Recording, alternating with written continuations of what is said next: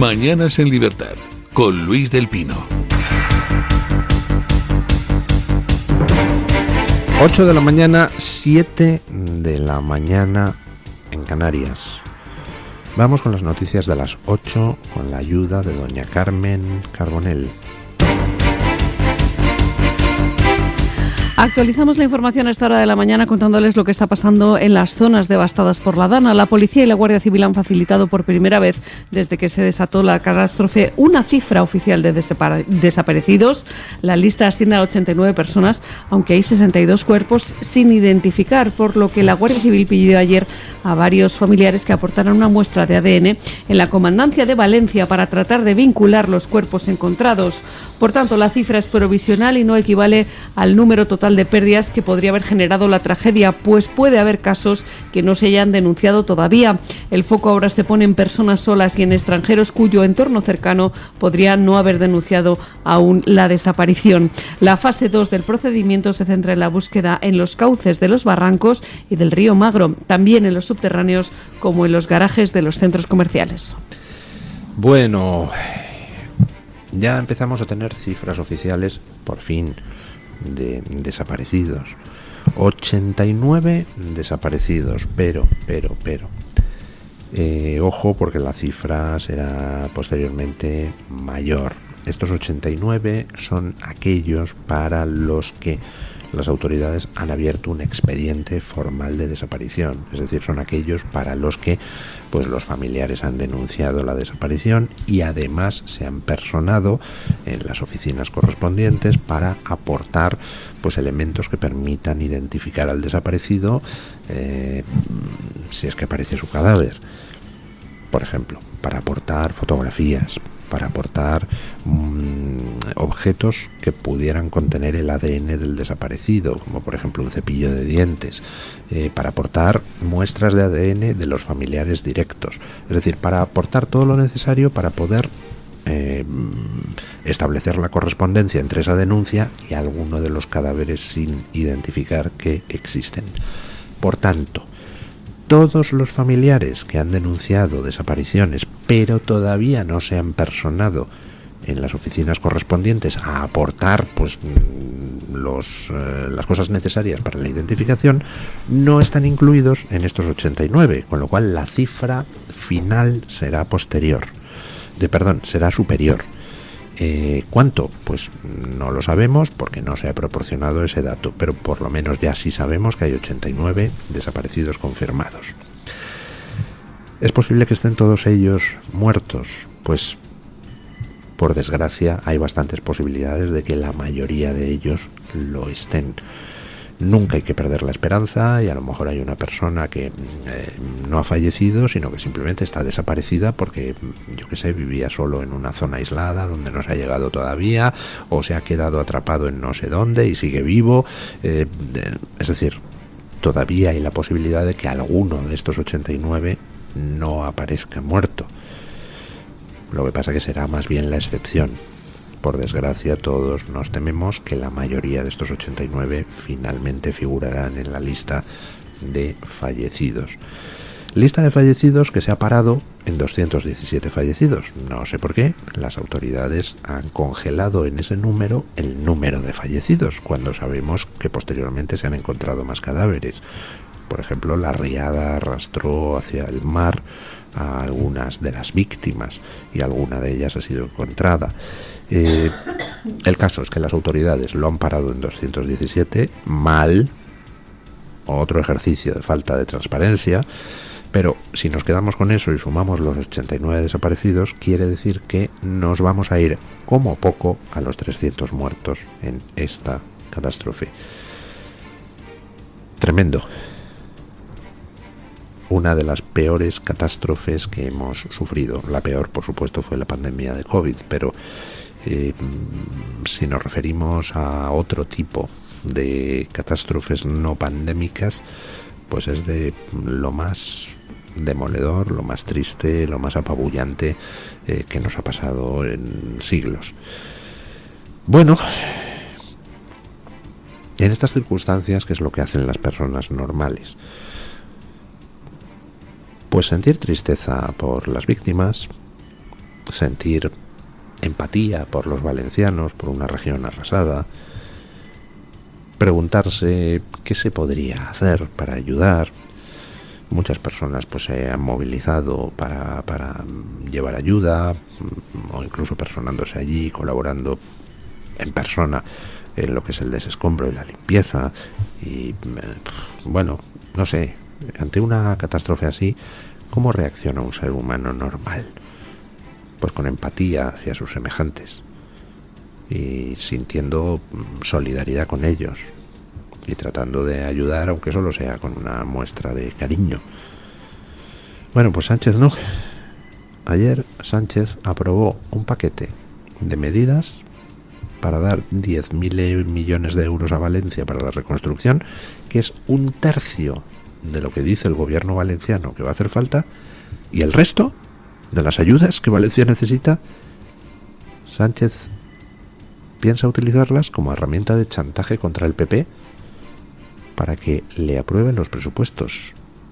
Escuchen. Cruce de declaraciones en torno a las indemnizaciones de los afectados por la Dana. Carlos Mazón hace un llamamiento al Gobierno central y pide que no se utilice a las víctimas. Escuchamos al presidente de la Generalidad Valenciana en una entrevista en 13 Televisión. El dolor no puede ser moneda de cambio de ninguna actitud política, no puede ser.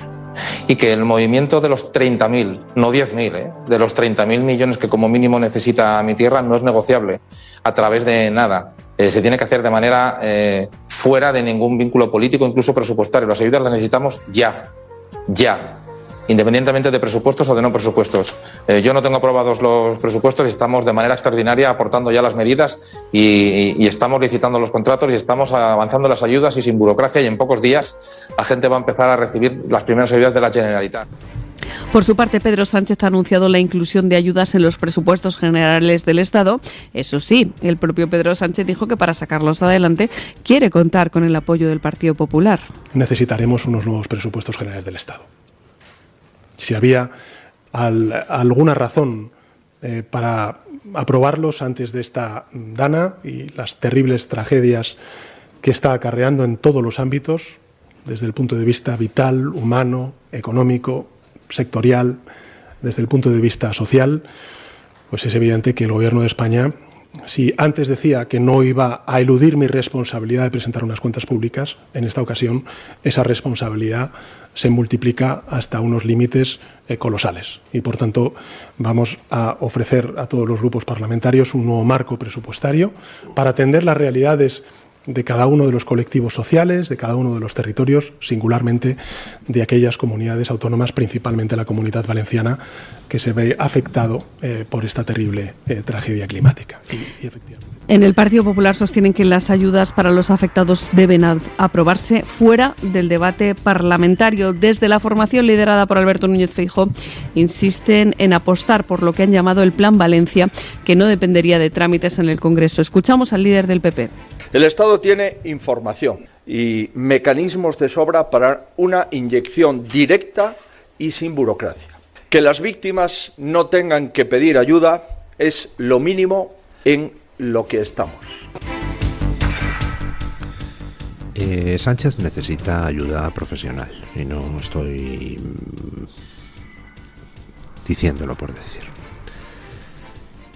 Que Valencia necesite 30.000 millones para reconstruirse, o sea, es que son 100.000 coches arrasados, decenas de miles de viviendas arrasadas, empresas completamente destruidas, la gente lo ha perdido todo.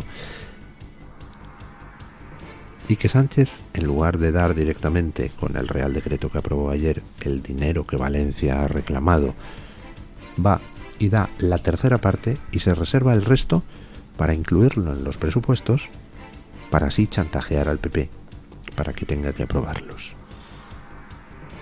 Hace falta ser un perfecto psicópata para hacer eso. Además, hace falta estar fuera de la realidad.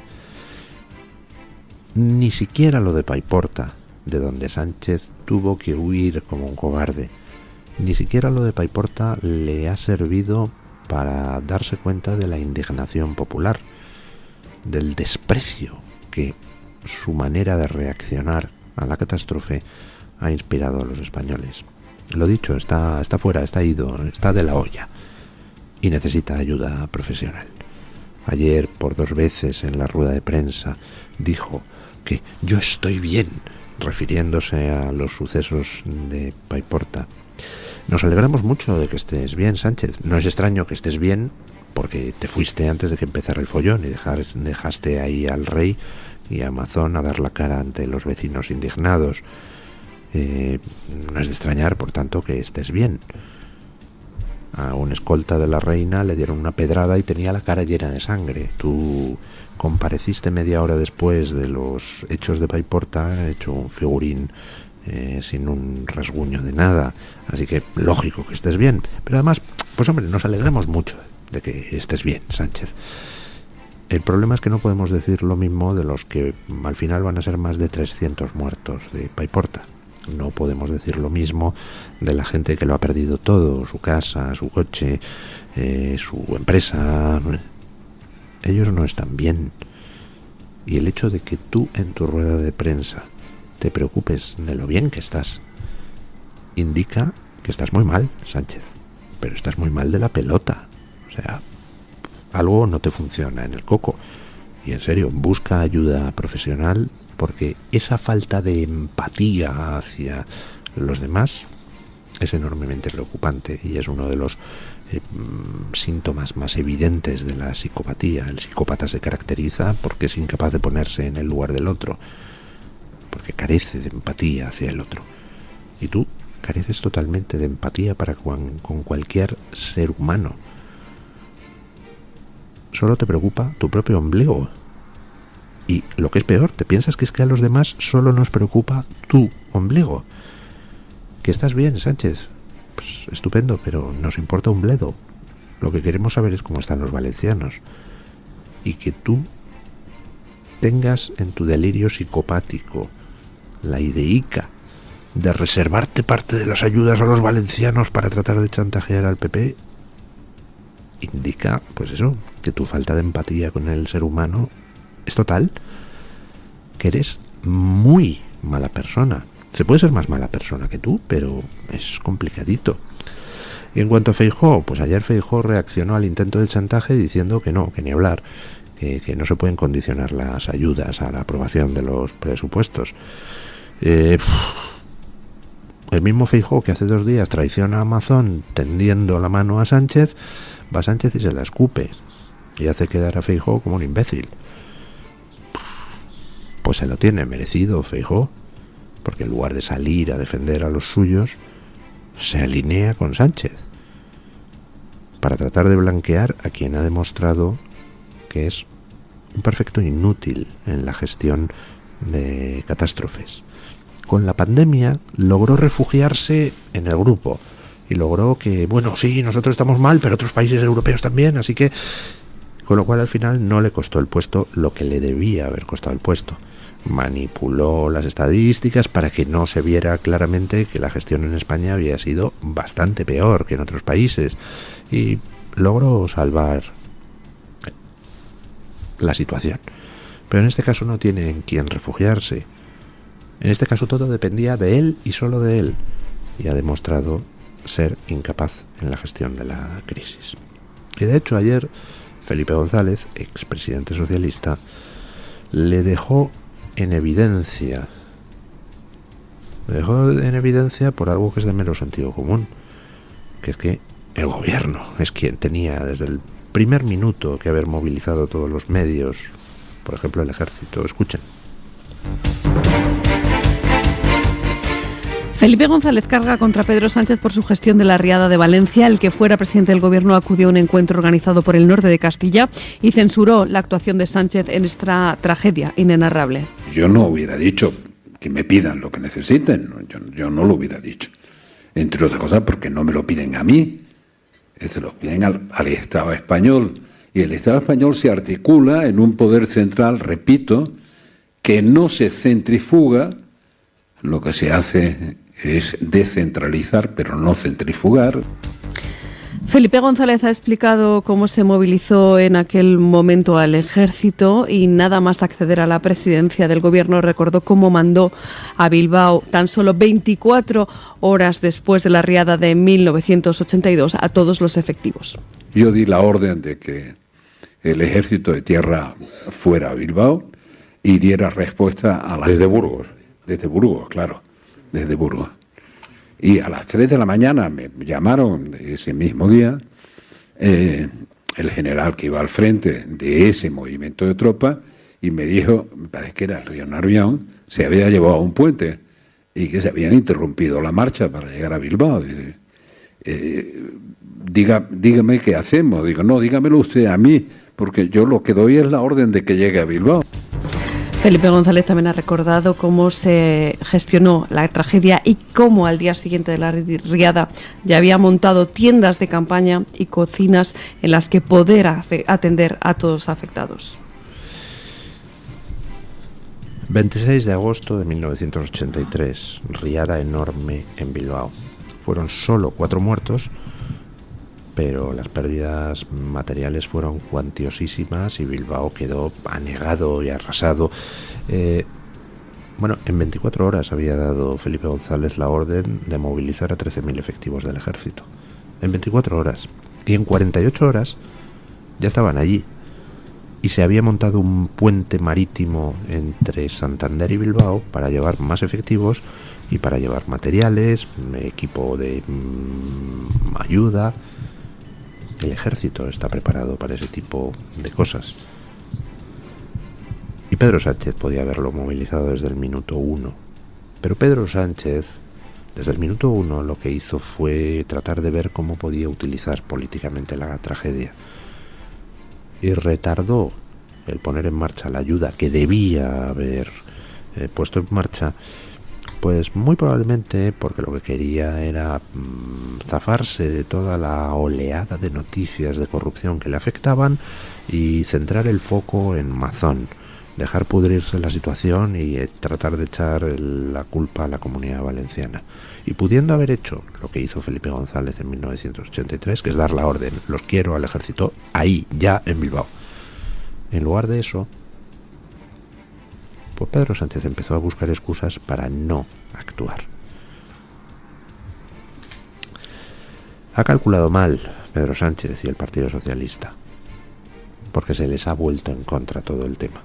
Y la gente tiene muy claro de quién es la responsabilidad última en el Estado. Como decía Felipe González, esto es un Estado autonómico, es decir, hay una delegación de competencias, pero no hay una centrifugación. El responsable último, siempre, en toda circunstancia, es el presidente del gobierno.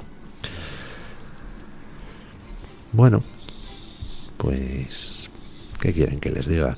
Nos ha tocado una de las peores catástrofes de nuestra historia, con el que posiblemente sea uno de los peores gobiernos de nuestra historia.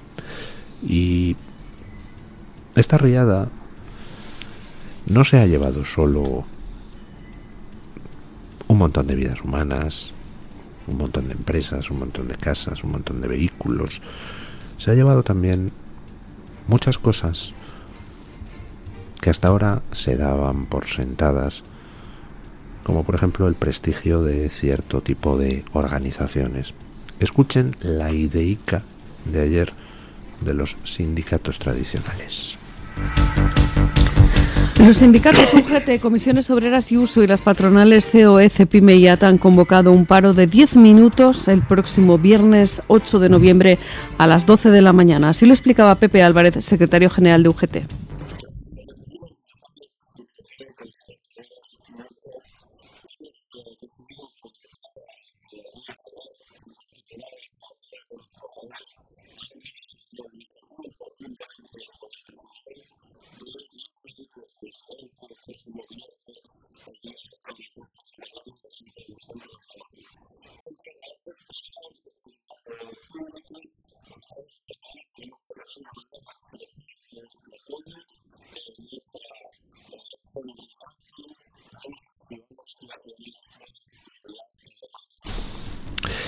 Bueno, esto es un programa de radio público, lo escucha mucha gente, algunos niños, y por tanto pues no puedo ni debo usar palabras malsonantes, pero dice este señor, el de los sindicatos Comegambas, que han convocado para expresar su solidaridad y para ayudar a los valencianos un paro de 10 minutos. O sea, el sindicato Solidaridad de Vox desde el minuto 1 se movilizó junto con la asociación juvenil Revuelta, también próxima a Vox, para empezar a llevar comida, agua, materiales a la zona afectada. Muchos voluntarios de ese sindicato, de esa asociación, e incluso parlamentarios de Vox, he visto, pues han estado cargando palés, moviendo cajas, conduciéndolas a Valencia, limpiando barro en las calles, es decir, para expresar su solidaridad con Valencia y tratar de ayudar, pues han estado ayudando, haciendo cosas. Y va el de UGT y dice que es el momento de expresar solidaridad con Valencia y tal, y que por tanto convoca un paro. O sea, para ayudar a los valencianos, convoca a la gente a tocarse la barriga durante 10 minutos.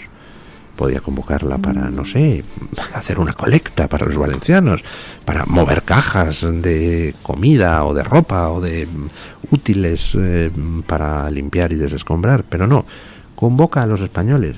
UGT, Comisiones Obreras, Uso y la patronal les convocan a durante 10 minutos a hacer un paro, es decir, rascarse la barriga, que como todo el mundo sabe es muy útil para ayudar a los valencianos. Miren, de verdad, váyanse al guano. Otros que están completamente fuera de la realidad. Bueno, estamos con el recuento de las elecciones en Estados Unidos, y quién mejor nos puede informar de cómo va la cosa que don Mario Noya, de Voz Media. Buenos días, don Mario, ¿qué tal está usted? Supongo que reventado. Por eso, pues no sé yo si soy el más adecuado para hacer un relato fidedigno a estas horas, porque bueno, de hecho ya no sé ni qué día vivo, ¿no? Don Luis, vaya nochecita, son estas noches que desgastan muchísimo a los periodistas, pero que a la vez nos hacen sentir, pues eso, ese hormigueo. Bueno, el que periodista sabe de qué le estoy hablando, si ha cubierto alguna elección, ¿no? Estamos aquí, don Luis, en Voz Media, esperando a que, por ejemplo, el New York Times se decida a hacer caso a lo que el New York Times pone y que dé por vencedor a Donald Trump. Hay cosas que pasan en esta vida, don Luis. Mire, en el New York Times tienen unos forecasts, unas previsiones, donde si pinchas, ves que no dan de ninguna manera. Hay una horquilla que a Kamala Harris le dan entre 224 y 262 votos en el colegio electoral, es decir, en ninguna circunstancia le dan como ganadora, porque no llega a los 270 votos, y aún así se resisten a conceder la victoria a Donald Trump, y le dejan ahí en 248 votos en el colegio electoral, muy lejos aún de los 270. Pero vamos, que está todo el pescado vendido, porque Kamala Harris se ha ido a su casa, dejó de hablar a los medios de comunicación, su equipo de campaña, a mitad de la noche electoral, ha dejado a sus seguidores con 2 palmos de narices, se ha ido a su casa. Al principio de la noche ya se vio cómo iba a ir el tema, porque Biden anunció que no iba a estar en el festín de Kamala, y bueno, pues eso es lo que tenemos, ¿no? Ahora estamos a la expectativa de ver qué sucede, de si la Horda Roja, que se supone que iba a batir con fuerza contra las instituciones políticas norteamericanas en las elecciones de medio mandato, por fin se produce ahora. El Senado seguro que ya cae en manos republicanas, la presidencia ya hay medios como Fox que la están dando por hecha para Donald Trump, y ahora falta por saber si también la Cámara de Representantes es roja. Ya sabéis que los rojos en Estados Unidos son los republicanos, es decir, los de derechas, y eso es lo que se está viendo, a ver si hay un movimiento histórico de posiciones en el panorama político norteamericano. De todas maneras, O sea, lo que ha logrado ya Trump tiene pocas comparaciones. Por cierto, a estas alturas del recuento, que ya va muy avanzado en Estados Unidos, Trump sigue aventajando en el en el voto popular a Kamala Harris por 5 millones de votos. 5 millones de votos. O sea, para el Partido Demócrata es una humillación en toda regla, porque comparado totalmente. Comparado con 2016 y 2020, donde los demócratas ganaron el voto popular por 2 puntos en 2016 y creo que por 4 en 2020, comparado con eso, le ha dado una barrida a Kamala importante Donald Trump.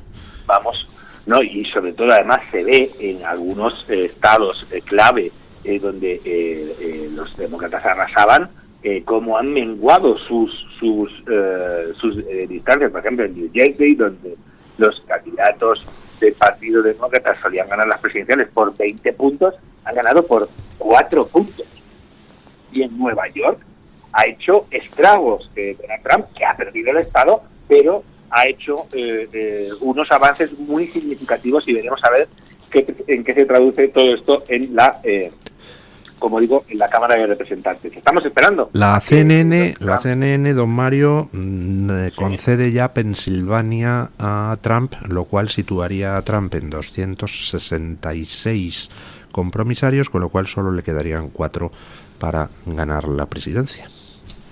Sí, ¿no? Y además, vamos a ver, porque estas maneras que tienen los medios americanos de conceder victorias o no son un poco peculiares, porque Alaska, que son 3 votos y que evidentísimamente va a caer en manos de Donald Trump, no la concede. Y sin embargo, cuando empiezan a contar el distrito Washington D.C., antes incluso de que empiecen a contarlo, ya lo adjudican al Partido Demócrata, ¿no? Bueno, Hawái se lo adjudican en estos momentos al Partido Demócrata. Digo yo que, en fin... Claro. Claro, porque ahí es que no hay carrera, es decir, ahí corre solo el Partido Demócrata, pero es que en Alaska pasa igual. Y bueno, pues ahora The Wall Street Journal da 267 votos a Donald Trump, pero ya digo, como no adjudica a Alaska, con Alaska tiene ya la reelección asegurada. Muy pocos precedentes para esto que ha hecho Donald Trump, ganar unas elecciones después de haber sido expulsado de la presidencia. Y por cierto, ahora gana por primera vez el voto popular que llevaban los republicanos 20 años sin conseguir. Y que le da un plus de legitimidad, porque en 2016 pues el discurso ese de sí, ha ganado en el colegio en el número de compromisarios, pero en voto popular ganó Hillary, luego hay más americanos que quieren a Hillary, que es un razonamiento falsario por el modo en que está configurado el sistema electoral americano, pero era un argumento que se usaba. Ahora ya Trump puede decir, mire, lo he ganado todo. He ganado el Senado, he ganado la presidencia, he ganado en voto popular. Vamos, que ustedes han perdido en todo. Don Luis, Pensilvania, que era la madre del cordero, en Pensilvania siguen sin decantarla a favor de Donald Trump, pese a que lleva la intemerata, lleva toda la noche con 3 puntos de ventaja, y ahora mismo están en el 94% del escrutinio. Bueno, no están decantando Pensilvania. No, pues New York Times no la está decantando. CNN sí se la está dando ya a Trump. Y CNN no es precisamente un medio de la fachosfera, ¿no? Efectivamente, sí. Y luego tenemos también Wisconsin, donde con el 90% de los votos escrutados, Donald Trump aventaja en 4 puntos a Kamala Harris, y aquí el New York Times sigue resistiéndose a concederlo.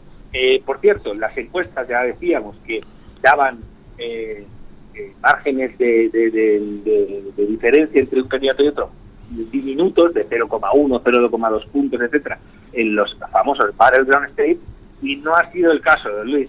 En Carolina del Norte, Trump ha ganado por 3 puntos, en Georgia ha ganado por 2 puntos, en Florida ha sido una barrida espectacular, y Miami-Dade, que llevaba sin elegir un republicano, no sé si de 1988, ha sido iba a decir un maremoto o lo que sea, pero no me apetece hacer paralelismos o metáforas atmosféricas en estos días, ¿no? Ya digo, los estados que se supone que iban a estar muy disputados no han estado al final tan disputados. No hay ninguno que se esté dirimiendo en esas decimillas que estaban prediciendo las encuestas, ¿no? Tenemos Nevada aún con el 73% del voto escrutado, con Trump 5 puntos por delante, cuando las encuestas decían que podía ganar Kamala Harris y si no iba a estar ahí también en cuestión de decimillas. Tenemos Arizona, donde Trump está ahora consiguiendo un poquito más de ventaja, 50,3% frente al 48,9% de Kamala Harris con el 57% del voto escrutado. En fin, que aquí tienes... El New York Times acaba de concederle Pensilvania a Trump 267, que con los 3 de Alaska serían 270. O sea, ya podemos afirmar que Trump es otra vez presidente de los Estados Unidos. Bueno, don Mario, pues muchísimas gracias por estar ahí al pie del cañón. En fin, me imagino que estará... Gracias a usted, don Luis. ¿Cómo? Y nada, pues sí. Vale. Muchísimas gracias a usted y que no, a la siguiente pues ya la hago si quiere durmiendo directamente. Venga, un abrazote. Esto no es normal. Un abrazo muy fuerte. Hasta luego. Bueno, pues ya podemos confirmar que Trump, bueno, en fin, todavía no hay confirmación oficial, pero vamos, Trump tiene ya garantizados los 270 compromisarios electorales que necesita para ser presidente.